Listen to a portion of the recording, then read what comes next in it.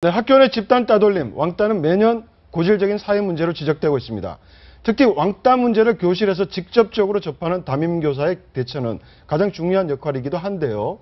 그런데 학생들의 왕따 문제를 해결하고 길라잡이가 되어 주어야 할 담임교사가 오히려 학급 내 왕따 제도를 만들어 따돌림을 조장했다는 사건이 그런 내용이 있는데 어떤 내용입니까? 이게 한 초등학교 1학년 반에서 일어난 일이었는데요. 담임 선생님께서 아이들하고 이제 보통 이제 카톡방 같은 것을 운영을 하거든요. 대화방을. 네. 근데 그 대화방에 이런 글이 뜬 겁니다. 숙제를 안 해온 오늘 누구누구 학생 오늘 왕따입니다. 그래서 일일 왕따 학생과 말을 해도 왕따이고, 그리고 절대 집에 가서 여기서 이제 빠져있죠. 엄마에게 이야기하면 안 됩니다. 이렇게 했더니 학생들은 아무도 대답을 안 한 거예요. 네. 문제는 뭐냐면 일일 왕따 제도에서 그러면 도대체 어떤 시점에서 왕따를 이야기하는가 이렇게 봤더니, 하나는 일단 숙제 안 하고 등교하면 왕따다.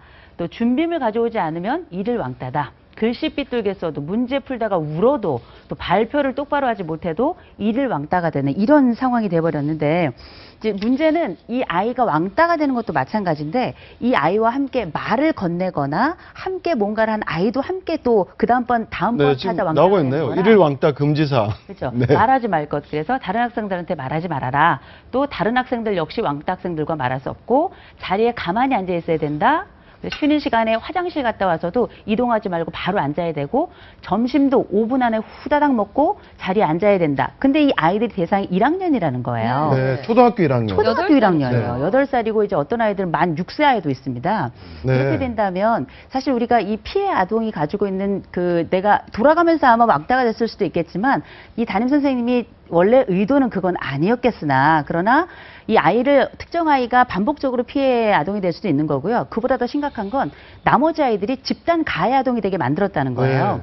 이게 담임교사가 어떻게 조율을 하느냐에 따라 가지고 아이들끼리 화합이 되기도 하고, 혹은 서로를 눈치를 보기도 하고, 폭력이 기쁨이 되기도 하지만 이 폭력을 통해서 새로운 것을 발견하기도 하는데, 이런 상황을 만든 거는 담임교사의 정말 잘못된 행동이고요. 특별히 이 부분에 대해서 뭐 학부형들은 다들 깜짝 놀랄 일인데, 저희 아들은 다 중고등학생입니다만 아이들 사이에서, 중고등학생들 사이에서만 이런 일이 있다고 생각하지만 초등학교에서도 이런 일들이 꽤 많거든요. 네, 네. 1학년이 특히. 지금 이 걱정이 초등학교 많이 같은 돼요. 경우에는 학급이 24명인데 네. 24명 가운데 10명이 일일 왕따를 네. 경험했다고 하고요. 5일 왕따도 2명이나 있었다고 해요. 그렇죠. 그런데 문제는 이렇게 왕따의 경험을 어렸을 때부터 해봤던 아이들이 정말 뭐 중학생, 고등학생이 돼서는 스스럼 없이 누군가를 왕따할 수 있는 학생이 될 수 네. 있는 거 아닙니까? 저 피해자는 언제나 가해자가 될 수 있는 게 왕따의 그 역동이고요. 또 하나는 뭐냐면, 우리나라가 가지고 있는 학교 관련된 이 학폭법이 실제 그 가해자에 대한 처벌을 중심으로 돼 있지, 피해자를 보호할 수 있는 시스템, 그 오래도록 지속적으로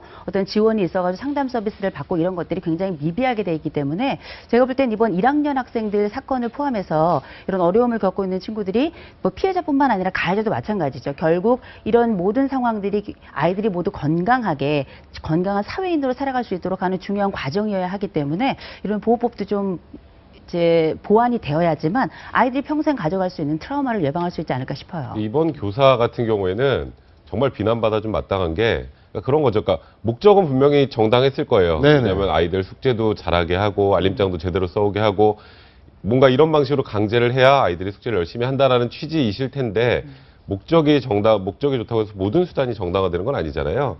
근데 이번 이 선생님이 나는 이렇게 정당한 목적을 가지고 이렇게 행사했으니 별 문제 없다고 생각을 하지 않았던 게, 아까 그 CG로 나왔지만 절대 집에 가서 얘기하면 안 됩니다가 있잖아요. 근데 그게 가능할 거라고 생각했나 본인도 보다. 이게 좋지 않다는 걸 본인 스스로 알고 있는 네. 거예요. 알고 있는 거죠. 이걸 알면서 초등학교 1학년 애들한테 이 일일 왕따 제도를 운영했다는 거는, 네. 그러니까 지금 일단 학부모들은 공식 사과뿐 아니라 이제 이 담임교사 전출을 요구하고 있는데, 이 부분은 사실 진짜로 그냥 단순히 사과한다고 끝날 정도 수준이 아니라 아이들에게 그릇된 고정관념을 만들 수도 있기 때문에, 이런 부분은 그러니까 어찌 보면 이렇게 적극적으로 좀 알리고, 이런 부분은 절대로 다시 이런 일들이 반복되지 않게 좀 해야 될 그런 상황이라는 생각이 좀 듭니다. 그런데 이런 게 처음이 아니라면서요? 지난해도 비슷한 사례가 있었다고 하는데. 예, 지난해 네. 11월에 익산의 모 초등학교에서도 비슷한 일이 있었다고 합니다. 수업 방식에 대해서 친구들한테 이제 불만을 어떤 학생이 이야기를 하니까 담임교사가 직접 또 왕따 지시를 내렸다고 하는 거죠.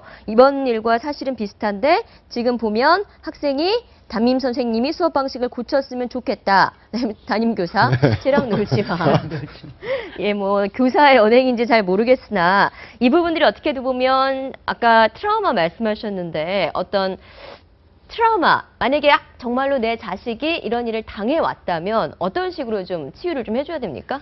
일단은 담임 선생님이 쟤랑 놀지 마 이런 거 보면 담임 선생님의 멘탈이 초등생인 것 같아요. 네. 이런 부분에 대해서는 교사들을 향한 여러 가지 교육이나 이런 인식 개선도 굉장히 중요할 것 같은데 무엇보다 일단 피해를 입었다 그럴 땐 이 아이가 괜찮겠지 할 것이 아니라 엄마가 충분히 일단 설명을 좀 해주셔야 됩니다. 상황은 이렇게 되었고 네. 이 부분에 있어서 선생님의 행동은 문제가 있었다. 네. 그리고 혹시 네 마음은 어떻니? 네. 물어보고요. 혹시 아이가 많이 힘들어하거나 지금 만약에 등교 거부가 일어났다. 근데 그럴 실제 저기 경우는 보면 학교 가기가 싫다고 하는데 애들이 그렇게 네. 정신적 충격을 받나 보죠. 충격을 받죠. 왜냐하면 네. 그 초등학교 고학년부터는 특별히 또래 관계가 굉장히 중요하거든요. 네. 그런데 또래 관계에서 가장 의미 있고 권력을 행사할 수 있는 선생님의 한마디는 아이들 앞에 법이거든요. 그럴 때 아이들은 고민하게 되는 거죠. 그럼 얘랑 놀지 말아야 되나?